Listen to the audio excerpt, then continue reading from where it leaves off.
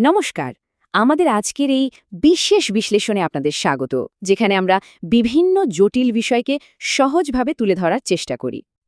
কখনো কি ভেবে দেখেছেন একটা জাতির জন্ম ঠিক কিভাবে হয়? উত্তরটা কিন্তু প্রায় ক্ষেত্রেই খুব একটা সহজ নয়। এটা আসলে এমন একটা গল্প যা লেখা হয় বছরের পর বছর ধরে চলার সংঘাত আর একটা স্বতন্ত্র পরিচয় খুঁজে পাওয়ার সংগ্রামের মধ্যে দিয়ে। আজ আমরা ঠিক সেই শক্তিগুলোকেই খুঁজে দেখব যেগুলো আজকের আধুনিক বাংলাদেশকে গড়ে তুলেছে। এটা এমন এক গল্প যেখানে সংস্কৃতি, রাজনীতি আর অর্থনীতি মিলেমিশে একটা নতুন দেশের জন্ম দিয়েছে। চলুন তাহলে এই জটিল ইতিহাসের গভীরে প্রবেশ করা যাক।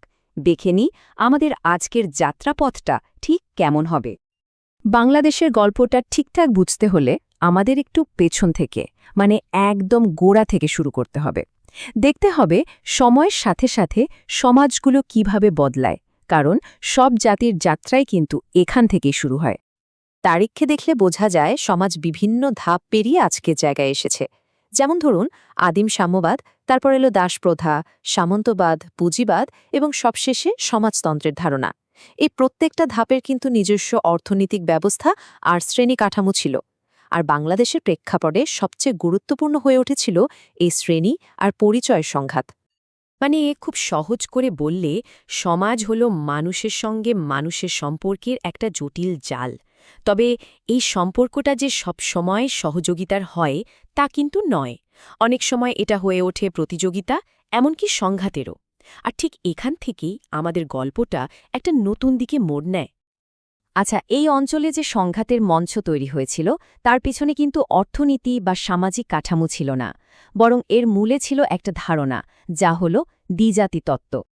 মোহাম্মদ আলী জিন্নাহার প্রচার করা এই তত্ত্ব বলছিল যে ব্রিটিশ ভারতে হিন্দু আর মুসলমানরা আসলে দুটো আলাদা জাতি, আর তাদের জাতীয়তার মূল ভিত্তি হল ধর্ম। এই ধারণাটাই শেষ পর্যন্ত মুসলমানদের জন্য একটা আলাদা দেশের দাবিকে জোরালো করে তোলে, যার ফলস্বরূপ পাকিস্তান রাষ্ট্রের জন্ম হয়। এখানে একটা দারুণ ইন্টারেস্টিং ব্যাপার আছে। দেখুন, একটা খুব গুরুত্বপূর্ণ দলিলের শব্দ কিন্তু বদলে দেওয়া হয়েছিল।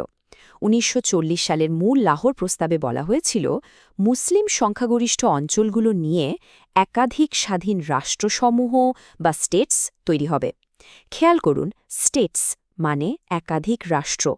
কিন্তু ১৯৪৬ সালে খুব কৌশলে এই স্টেটস শব্দটাকে বদলে একটা শব্দে নিয়ে আসা হলো স্টেট বা রাষ্ট্র। আর এর ফলে আলাদা আলাদা স্বায়ত্তশাসিত অঞ্চলের বদলে একটা একক কেন্দ্র থেকে শাসিত পাকিস্তানের রাস্তাটা পরিষ্কার হয়ে গেল। আর এই যে একটা এককেন্দ্রিক রাষ্ট্র তৈরি হলো, তার ফল কি হলো? সাথে সাথে একটা সংঘাতের জন্ম হলো। আর সেই সংঘাতটা কিন্তু জমি বা সম্পদ নিয়ে ছিল না, ছিল ভাষা আর সংস্কৃতি নিয়ে। সালটাও ১৯৪৮। মোহাম্মদ আলী জিন্নাহের এই একটা ঘোষণাই যেন বারুদে আগুন লাগিয়ে দিল। পূর্ব পাকিস্তানের সংখ্যাগরিষ্ঠ বাংলাভাষী মানুষের মধ্যে প্রতিবাদের ঝড় উঠল। ভাষার জন্য এই লড়াইটা কিন্তু কয়েক বছর ধরে চলেছিল। এর চূড়ান্ত রূপ নেয় ১৯৫২ সালের ২১শে ফেব্রুয়ারি। সেদিন ছাত্র জনতার মিছিলে পুলিশ গুলি চালালে সালাম, রফিক, বরকতসহ আরও অনেকে শহীদ হন। এই রক্তঝরার ঘটনাটা পুরো বাঙালি জাতিকে এক করে দেয়। আর এই দীর্ঘ সংগ্রামের পরেই অবশেষে ১৯৫৬ সালের সংবিধানে বাংলাকে অন্যতম রাষ্ট্রভাষা হিসাবে মেনে নেওয়া হয়। আসলে ভাষা আন্দোলন শুধু ভাষার জন্যে একটা প্রতিবাদ ছিল না, এটা ছিল আরও অনেক বড় কিছু। রাষ্ট্রের চাপিয়ে দেওয়া ধর্মীয় পরিচয়ের বাইরে গিয়ে একটা স্বতন্ত্র বাঙালি জাতীয়তাবাদী চেতনার জন্ম দিয়েছিল এই আন্দোলন। চলুন এবার দেখি, এই যে একটা সাংস্কৃতিক লড়াই শুরু হলো, তার সাথে কিভাবে ধীরে ধীরে রাজনৈতিক আর অর্থনৈতিক বঞ্চনার বিষয়গুলো জুড়ে গেল, আর এই সব কিছু মিলে কিভাবে সংঘাতটা প্রায় অনিবার্য হয়ে উঠল। এই টেবিলটা দেখলেই তখনকার অর্থনৈতিক বৈষম্যের ছবিটা একেবারে পরিষ্কার হয়ে যায়। দেখুন, পূর্ব পাকিস্তান দেশের বেশিরভাগ রপ্তানি আয় করত, বিশেষ করে পাট বেচে, কিন্তু তার বদলে উন্নয়নের ভাগ পেত খুবই সামান্য। অন্যদিকে কম আয় করেও পশ্চিম পাকিস্তান উন্নয়নের সিংহভাগ পেত। শুধু তাই না, সরকারি চাকরি, মিলিটারির বড় বড় পদ সবকিছুতেই ছিল তাদের একচেটিয়া দখল। অর্থনীতির মতো রাজনীতিতেও বাঙালিরা ছিল পুরোপুরি অধিকারহীন।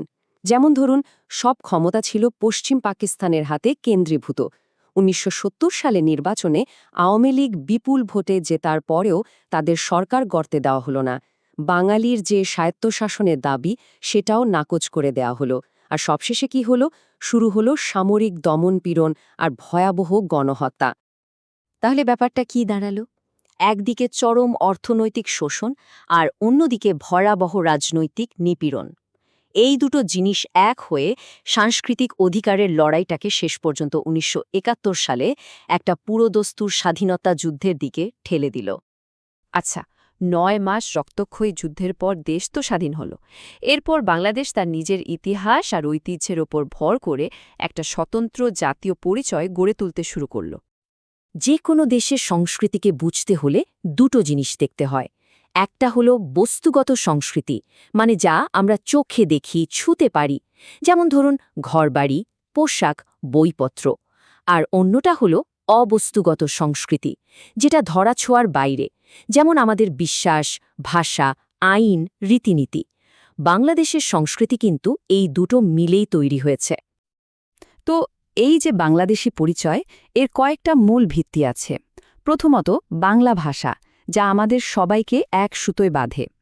দ্বিতীয়ত, আমাদের কৃষিভিত্তিক সমাজ ব্যবস্থা, যেখানে গ্রাম আর পরিবারই হল কেন্দ্রবিন্দু। এর সাথে আছে আমাদের দারুণ সমৃদ্ধ লোকসঙ্গীত, যেমন লালন বা ভাটিয়ালি, আর সাহিত্য।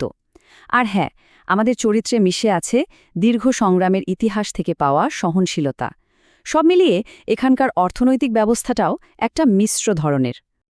সব আলোচনার শেষে একটা প্রশ্ন কিন্তু থেকেই যায়। একটা জাতির পরিচয় যদি তার অতীত দিয়ে তৈরি হয়, তাহলে সেই অতীত তার ভবিষ্যৎকে কতটা প্রভাবিত করে? ভাষা, অধিকার আর সার্বভৌমত্বের জন্য আমাদের পূর্বপুরুষদের যে সংগ্রাম, সেই সংগ্রামের চেতনা আজকের বাংলাদেশের পথ চলায় কতটা প্রাসঙ্গিক, এটা সত্যিই ভাবার মতো একটা বিষয়।